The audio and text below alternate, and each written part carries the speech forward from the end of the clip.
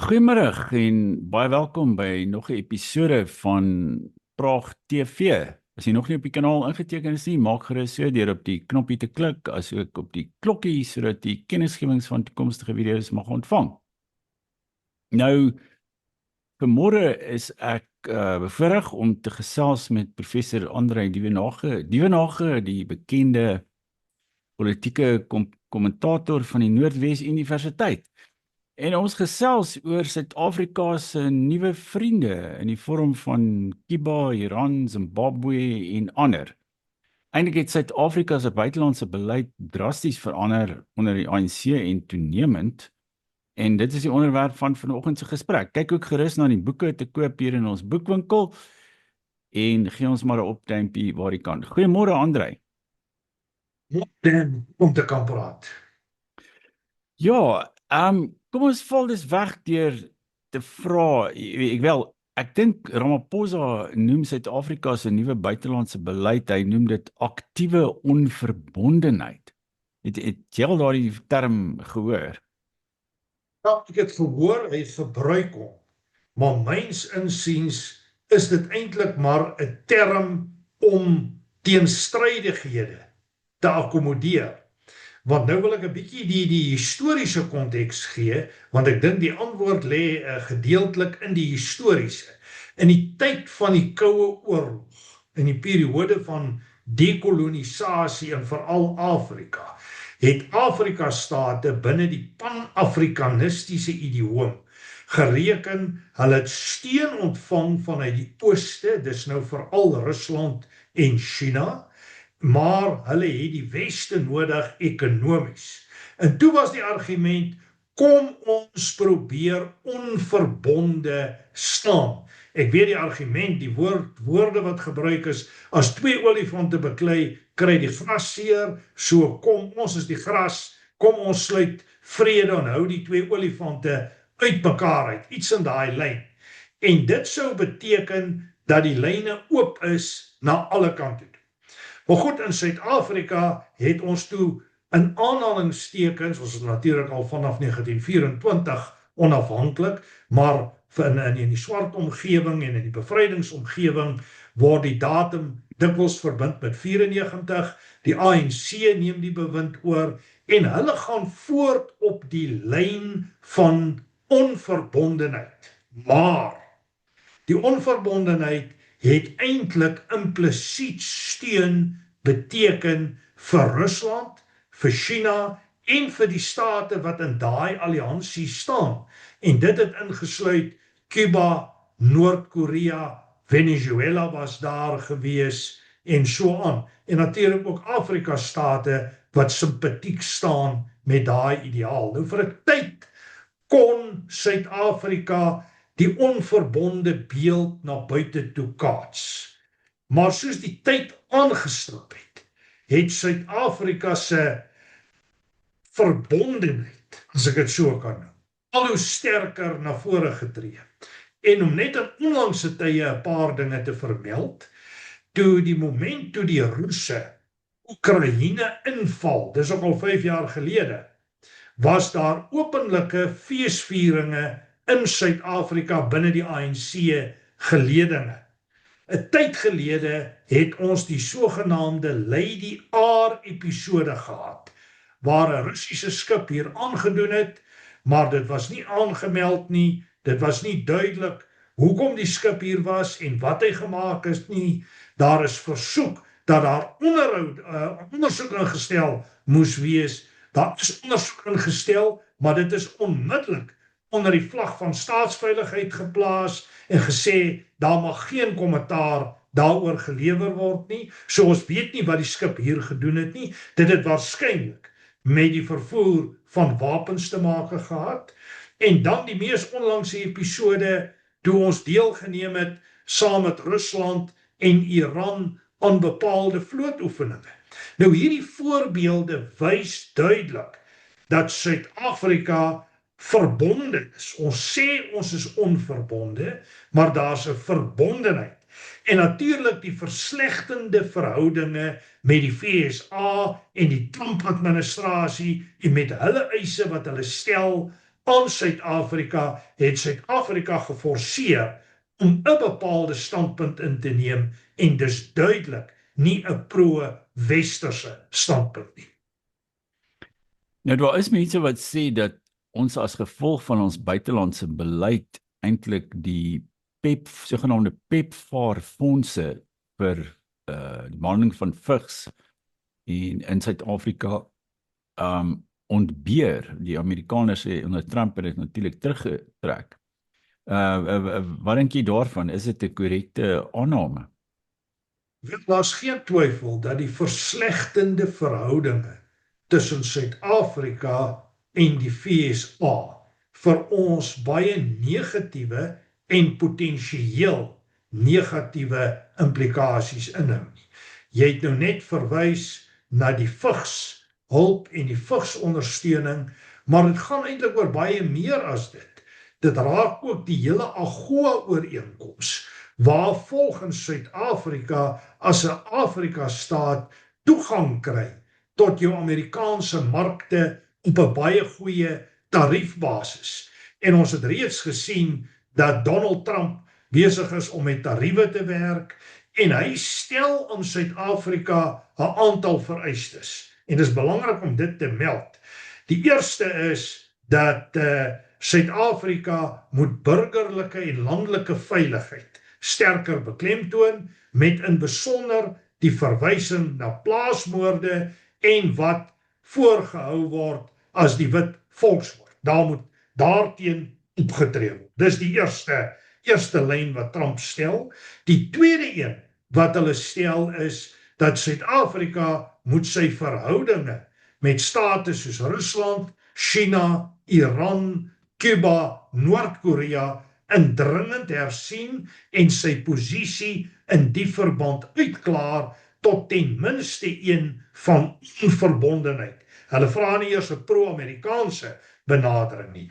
Die derde een wat groot en belangrik is dat Amerikaanse maatskappye kwytgeskel moet word van die B-vereistes, swart ekonomiese bemagtigingsvereistes. En tot op hierdie stadium het Suid-Afrika nie aan daardie eise voldoen of gepoog om daaraan te voldoen nie.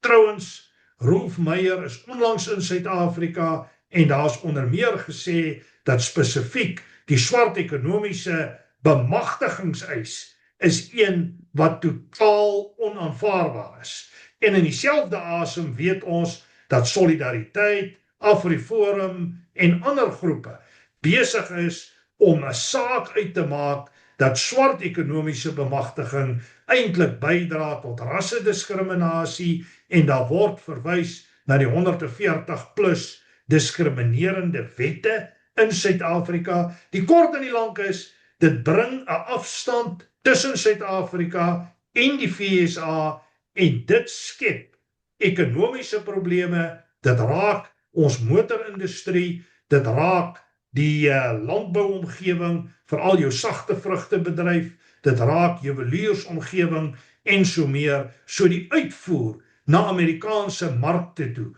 word hierdeur in gevaar gestel en is myns insiens reeds in gevaar.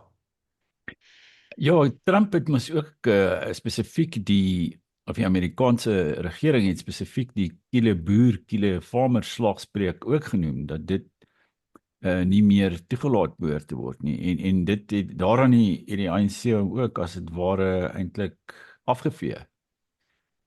Presies so, dit hang natuurlik saam met wat ek daai eerste punt wat ek genoem het oor burgerlike veiligheid en die veiligheid van boere. Dis nou maar 'n demonstrasie daarvan, maar dis duidelik dat die Suid-Afrikaanse regering baie ongemaklik is met die besoek van, kom ons noem dit Solidariteit, AfriForum en daar was ander groepe ook betrokke aan die VSA en die feit dat hulle die kwessie van plaasmoorde pertinent aanhangig gemaak het by Trump en dat Trump dienooreenkomstig daarop gereageer het.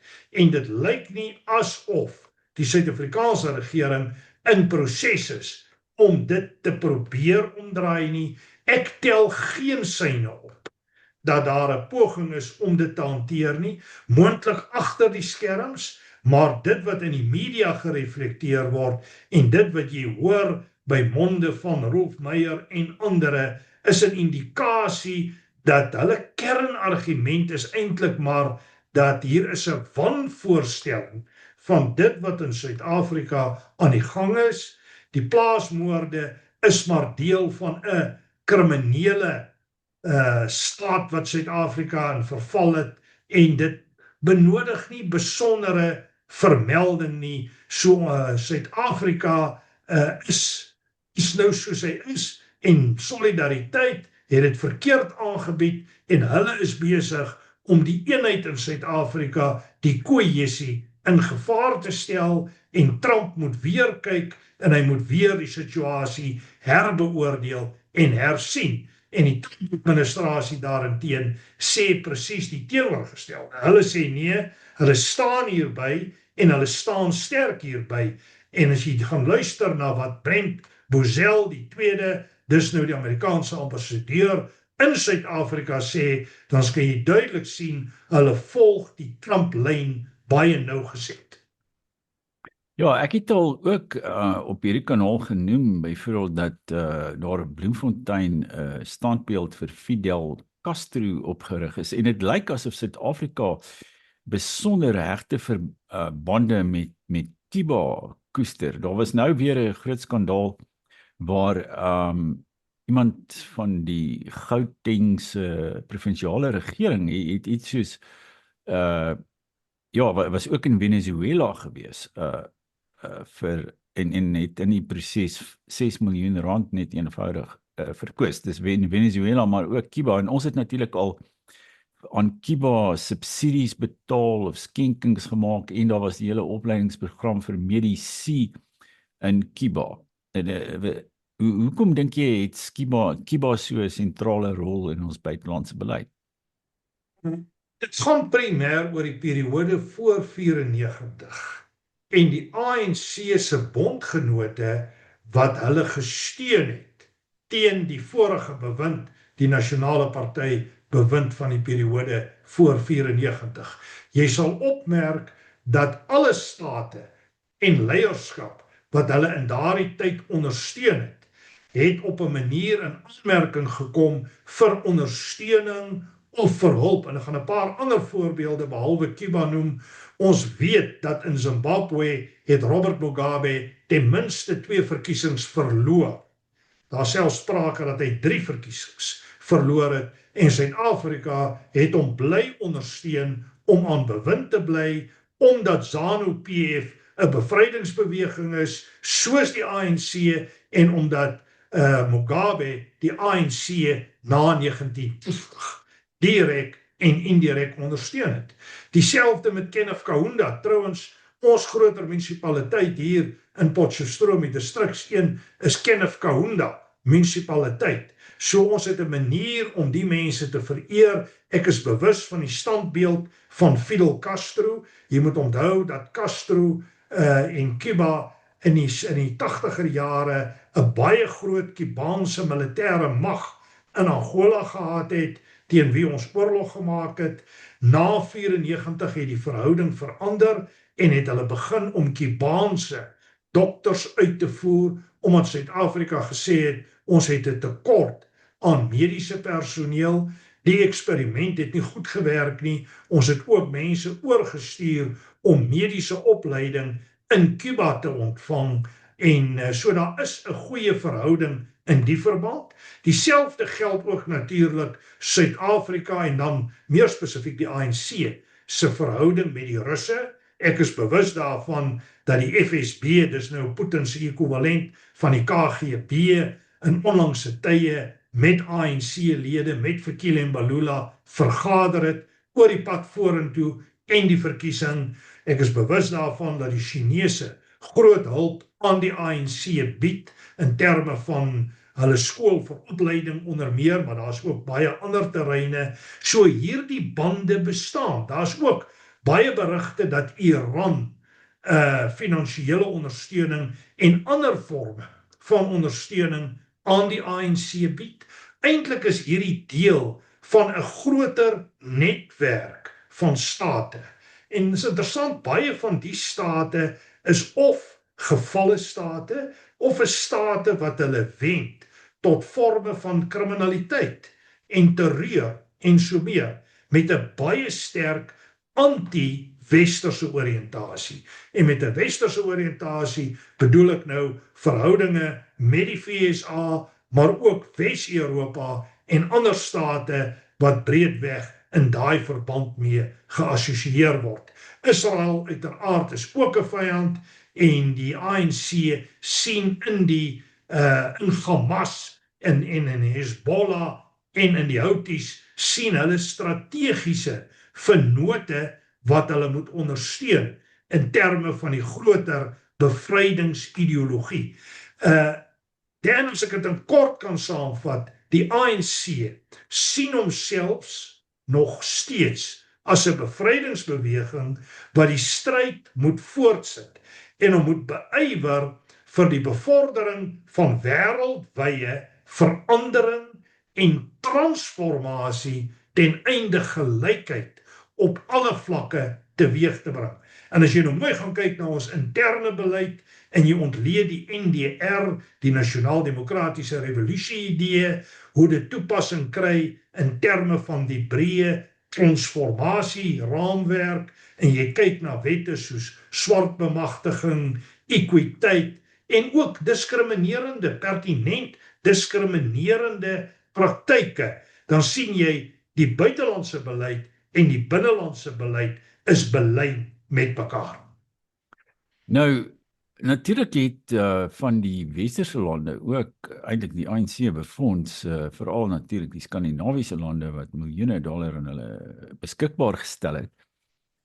Nou, is daar, kyk en ons weet, kort na 94 met die wapenskandaal of die wapentransaksie het ons die 6 Gripens van Swede aangekoop, wat ek dink as wel 'n beloning vir die Swede was, maar kan 'n mens nog sê dat van hierdie lande soos Swede en Nederland, wat in die verlede die ANC as dit ware befonds het, dat hulle ook nog 'n spesiale verhouding met die ANC geniet, of nie eintlik nie?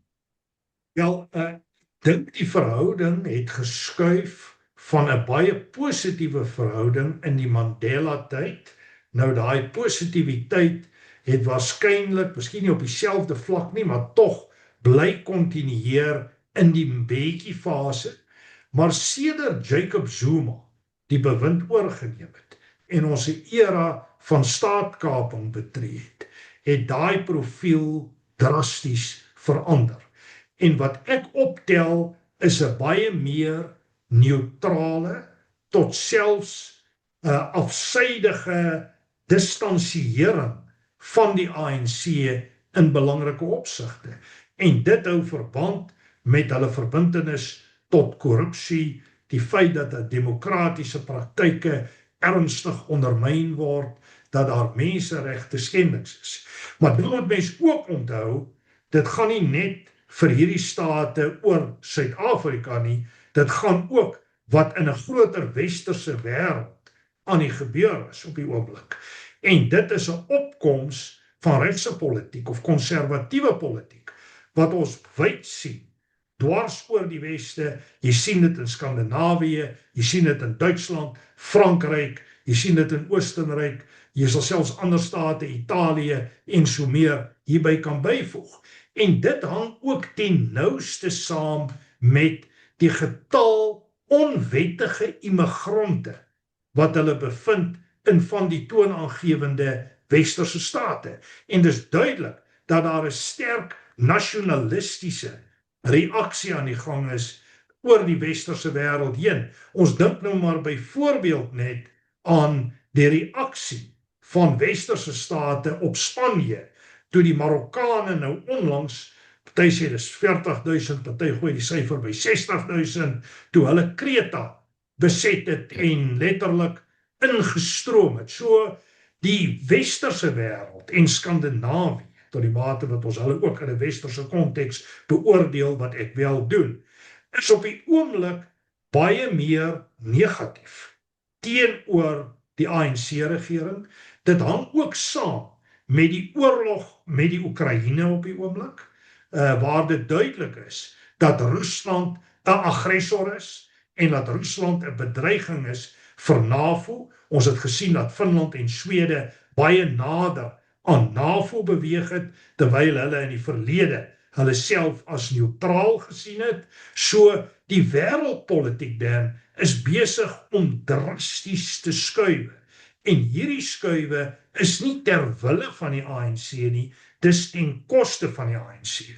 En dan is ek nog nie by die punt waar ons kyk na die trajekte binne Suid-Afrika, hoe die ANC as 'n party besig is om steun en aansien te verloor. Daar's ook mense wat beweer dat vanweë die noue verhouding tussen die ANC en ZANU-PF wil die ANC eintlik 'n soort dieselfde soort politiek in Suid-Afrika voer betreffende grondbesit, sogenaamde grondhervorming of grondgryp.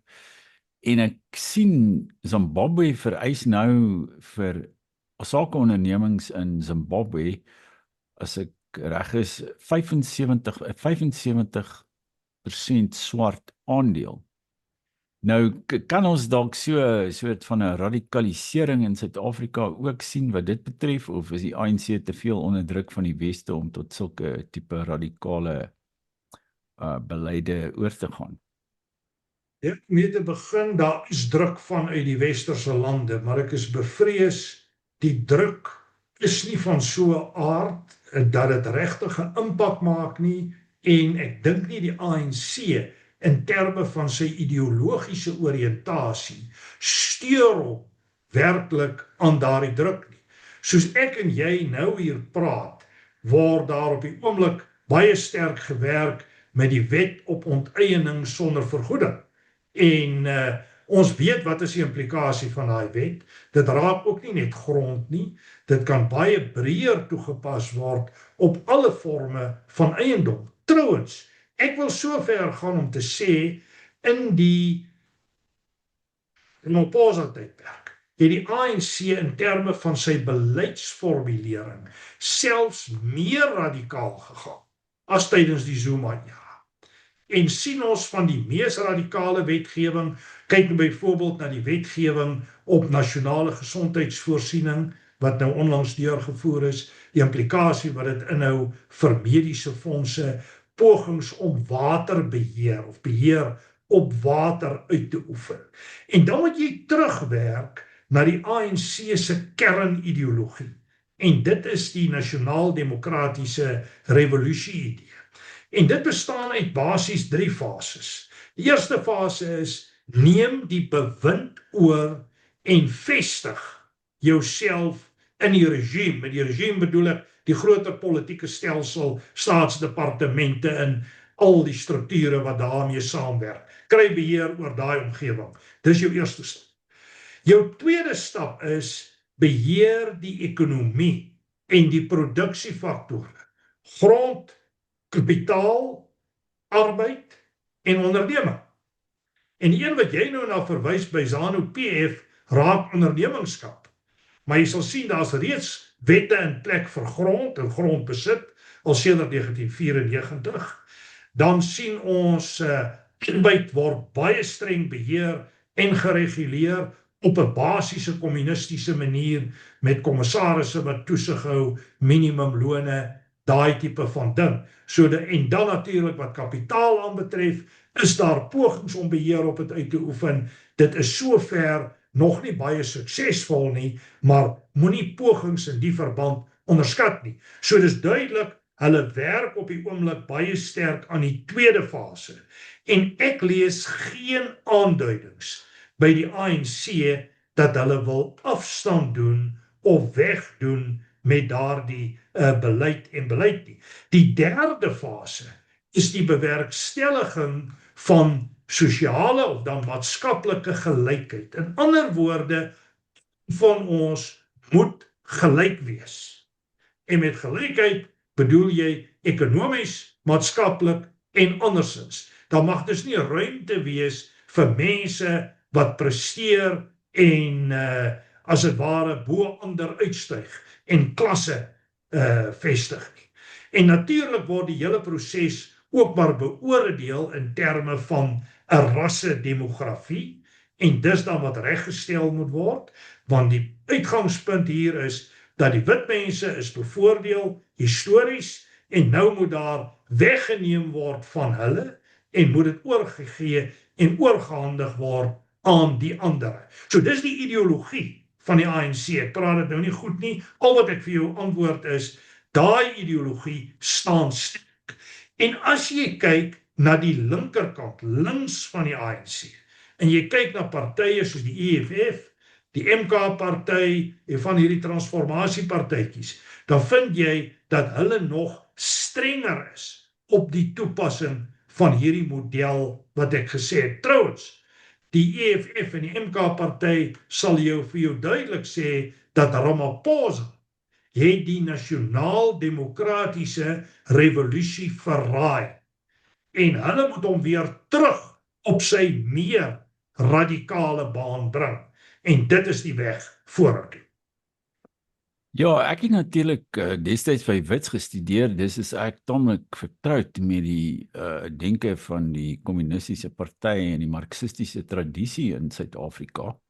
Maar as jy vandag oor sulke dinge praat, dan sê mense, o nee, maar dis net stories van die rooi gevaar, maar sou jy sê daar is nog 'n besliste invloed van die verlede, van die soort ideologie wat ontwikkel is deur die intellektuele van die kommunistiese party gedurende die 20ste eeu, en veral nadat die kommunistiese party natuurlik in die vroeë 50er jare aanvanklik verbode verklaar was. Maar dit lyk vir my asof hierdie soort ideologie, ras en klas, wat aan mekaar gelyk gestel word, dat dit het nie eintlik verander sedert die dae van Harold Walpy en Joe Slovo en hierdie mense, toe hulle oor hierdie kwessies geskryf het nie. Dan ek sien dit dat, en die ANC beskryf dit ook so, dat jy moet nooit die revolusionêre ideaal uit die oog verloor nie, maar jy moet jou oog hou op wat hulle noem the balance of forces. En as die balance of forces gunstig is, dan moet jy die omstandighede gebruik om jou revolusionêre doelstellings te bereik. Nou kom ek trek vir jou die implikasies hiervan. Die ANC was verbind tot 'n revolusionêre stryd voor 94. Toe kom die onderhandelings en 94, en ons almal sê, hier het ons nou 'n grondwet waartoe almal verbind is en waartoe almal moet inkoop. Vanuit hierdie revolusionêre perspektief is dit egter nie so nie. Dis bloot 'n tiese oorwinning in terme van die groter revolusionêre raamwerk soos vertolk binne die nasionaal-demokratiese revolusie idee. So wat ons kan sê is, omstandighede het verander, maar die doelstellings van die revolusie bly onveranderd. In ander woorde, daar's meer ten minste in die denke as wat daar substantiëre verandering is. Ek tel wel in die ANC op dat daar faksies is wat sterker verbind is tot die NDR, en dan is daar ander groeperinge wat sterker aanleun na die kant toe van wat ons kan noem meer neoliberaal, meer sosiaal-demokraties, in daai verband hulle self probeer plaas. Maar die gemeene deler wat jy maar die heeltyd kry, is die nasionaal-demokratiese revolusie idee. En jy kan baie duidelik dit gaan lees as jy die ANC se strategy en tactics. Nou dis in aanhalingstekens die Bybel van die ANC. En daarin word die NDR aangebied as die basisideologie waarvandaan alles werk, en uit dit uit formuleer die ANC hulle strategiese planne, hulle resolusies by elke leierskapkonferensie. Dit moet nou weer plaasvind einde volgende jaar, en dan, dit gaan nie net oor die keuse van leiers nie, dit gaan ook op die formulering van beleid en beleidsresolusies. As jy na daardie resolusies kyk, dan lees jy dit pertinent in terme van die NDR, en die NDR loop histories terug na die ANC-konferensie hier in die 60er jare, en daai lyn het sedertdien nie verander volgens my oordeel. Ja, ek dink histories het die Marxisme en Leninisme nog altyd gewerk met 'n twee-fase revolusie idee. En hulle het gesê die Franse revolusie was die burgerlike revolusie, maar toe was die Russiese revolusie van Oktober 1917 was die maatskaplike revolusie, en hulle het selfs, ek dink in Rusland was daar 1905 ook, hulle het in 1905 ook getel as die soort van NDR van Rusland. Maar is hierdie tipe denke na jou mening versoenbaar met soos 'n liberale demokrasie soos ons dit in die westerse wêreld ken? Nee, dit is nie. En dit bots lynreg met die grondbeginsels van die meeste westerse demokrasie. En nou weet ek, wanneer dit by demokrasie is daar dikwels tientalle, indien nie 'n 100-tal interpretasies van wat demokrasie is. Dus ek wil vinnig sê, wat verstaan ek onder demokrasie?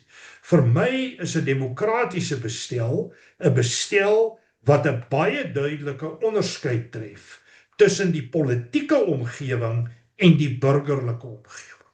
In ander woorde, daar is 'n onderskeiding wat jy moet handhaaf. En dit beteken outomaties dat die regering van die dag is 'n beperkte regering. Hy word verbind aan 'n grondwet. Sy beperking lê in wat ons noem die trias politica, die driedelingsleer, wetgewend, uitvoerend, regsprekend.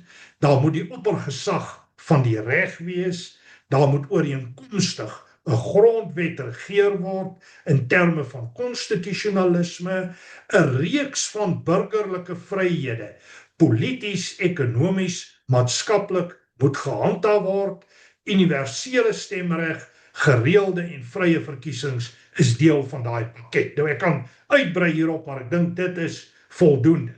Nou as jy daai praktyke bekyk en jy kyk na hoe transformasie toegepas word in Suid-Afrika, dan is daar baie duidelik 'n groot konflik tussen demokrasie en dit wat grondwetlik staan in die 96 grondwet en dit wat die ANC toepas in terme van transformasie soos dit kom uit die nasionaal-demokratiese revolusie idee. Maar wat vir die ANC maklik en belangrik was, hulle kon meerderhede bewerkstellig binne die demokrasie. En op 'n stadium was die ANC se steun in 2004 69,7%. Daai prent het nou drasties verander. En sedert eintlik waar die Zuma het die ANC konsekwent begin steun verloor. En ons weet waar het dit geëindig in die 2024 verkiesing. En dis baie interessant, terwyl ons op die punt is, die OVK, die onafhanklike verkiesingskommissie, in die aanloop tot die plaaslike verkiesing, het gaan probeer om nou, kan ek maar sê, voorberand te maak vir registrasie en om kiesers gereed te kry vir die verkiesing. En hulle het 'n meningspeiling gedoen, tot watter mate is die gemiddelde kiezer verbind tot die demokrasie en demokratiese prosesse. En die syfers wat daar uitgekom het, is ongelooflik laag. Die algemene syfer is 'n syfer wat hier by 20% selfs laer as 20% lê. Die punt wat ek probeer maak is, daar's nie van die kant van die burgery noodwendig 'n groot inkoop in die demokrasie. Want 'n groot deel van ons burgery sien nie demokrasie as die geleentheid om my regte uit te oefen. Dit word meer gesien patrimoniaal en neopatrimoniaal. In ander woorde, ons kies Zuma as leier. Wat kan Zuma vir ons doen? En ons moet dit kan meet in terme van bepaalde ekonomiese en ander voordele. En dit bring nou weer in die spel in die hele maatskaplike toelaag. En net een syfer hier, ons is oor die 60 miljoen mense in Suid-Afrika, party sê 263, ek dink 65 miljoen, waarskynlik meer akkuraat, maar ons sit hier met 27 tot 28, en dis ook 'n jaar of wat terug se syfers, miljoen mense wat maatskaplike toelaag kry. En dis hoekom dit vir die ANC maklik is, hulle gebruik hierdie as 'n hefboom, deur vir die kiesers net gewoon te sê, onthou, waar kry julle toelaag vandaan? En hierdie praktyk is eintlik maar 'n vorm van politieke korrupsie. En dit druis in teen die grondbeginsels van ons demokrasie. Maar die punt wat ek ook probeer maak is, ons hardloop in 'n tyd waar die ANC sy steun verloor, nasionaal gesproke op plaaslike vlak, wys die peilings dat hulle steun hier lê by 35% op die oomblik, moontlik selfs laer as dit. Die vooruitskattings op die 2026 plaaslike verkiesing is dat die getal van 70 hangrade van die 2021 verkiesing in groot getalle gaan vermeerder, en dat ons ten minste in die 9 metropole geen volstrekte meerderheid kan kry nie, maar laat ons tot soveel as bykans die helfte van die 257 munisipaliteite mag dalk opeindig met geen volstrekte meerderhede nie. Nou dit bring ons in 'n omgewing van koalisiepolitiek. Nou is dit maklik om te sê, en dis die een argument, koalisiepolitiek bevorder demokratiese praktyke. Dit is inderdaad die geval. Maar wat ons ook sien is dat dit is 'n meer gevorderde tipe van demokrasie. En ons sukkel om die basiese dinge van demokrasie reg te doen. Die gevolg is koalisies verval dikwels in chaos en wanorde. Hulle kry nie besluite geneem nie. Johannesburg is waarskynlik die mees bekende voorbeeld, maar is nie die enigste voorbeeld in die verband nie. Jy kry die oorkopery van lede ten einde meerderhede te bewerkstellig, en dit lei tot vorme van korrupsie. Die punt wat ek maar net probeer maak is, Suid-Afrika beweeg op die oomblik deur 'n baie kritieke fase van die konsolidasie van ons demokrasie. En my eie studies wys vir my dat as ek jy daar daar baie kan faktore daarteen en daarvoor. Ek dink ons tyd het so 'n bietjie ons ingehaal nie. Ek dink hier is nog ruimte vir nog 'n hele video oor wat aangaan by die plaaslike radio. Maar baie dankie vir die interessante gesprek. En dan dan maak ons volgende keer weer so. En baie dankie aan die kykers as jy tot hier gekyk het, en moenie vergeet om op die kanaal in te teken nie. Totsiens.